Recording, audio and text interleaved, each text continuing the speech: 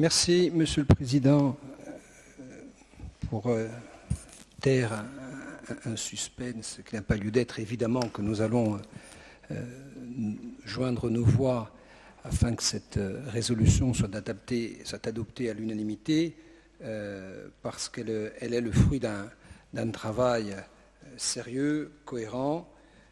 Je dis d'autant plus que, pour notre part, nous avions quelques doutes quant à produire des résultats assez rapidement. Et au terme de 2 mois, il y a déjà des résultats. Et puis, tout simplement parce que ce travail a répondu en un temps assez court, d'abord à l'expression d'une colère légitime, partagée, ça a été dit, d'une colère qui vient d'une souffrance. Et notre devoir était de répondre à cette souffrance par des propositions, et cette maison a déployé très rapidement, de façon très réactive, un certain nombre d'efforts.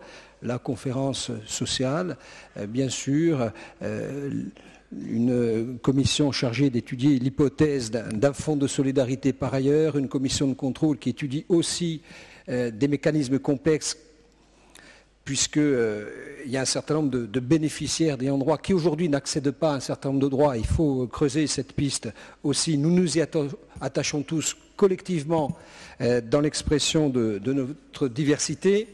Il est important de rappeler, ça a été dit, mais les choses vont mieux en le redisant, qu'aujourd'hui on est sur un point d'étape.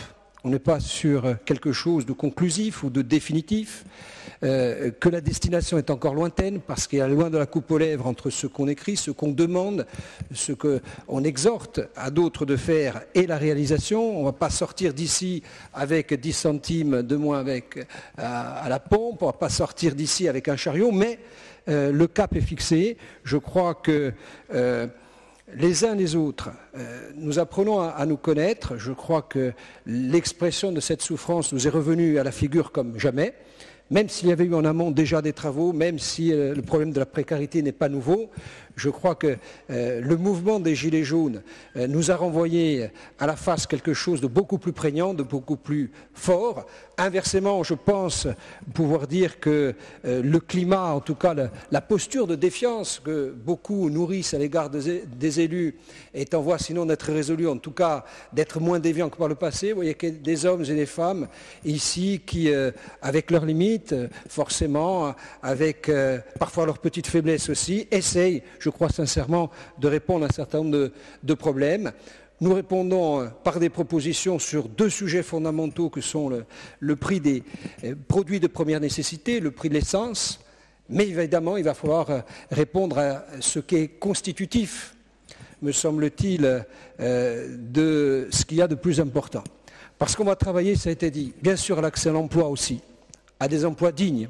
Bien sûr qu'on va travailler à l'accès au logement, bien sûr qu'on va travailler à l'accès aux soins, bien sûr qu'on va travailler à l'accès aux études, mais tout ça, ce sont des clés qui ouvrent les portes de l'essentiel. L'essentiel, pour chacun d'entre nous, pour chaque être humain, et notamment pour ceux qui souffrent, c'est la dignité. Et nous sommes tous tendus vers cet effort permanent de répondre à la dignité humaine. C'est dans cette perspective et fort de ce volontarisme, je crois, partagé par tous, que nous allons, pour notre part, avec notre sensibilité, contribuer à cet effort collectif. Merci.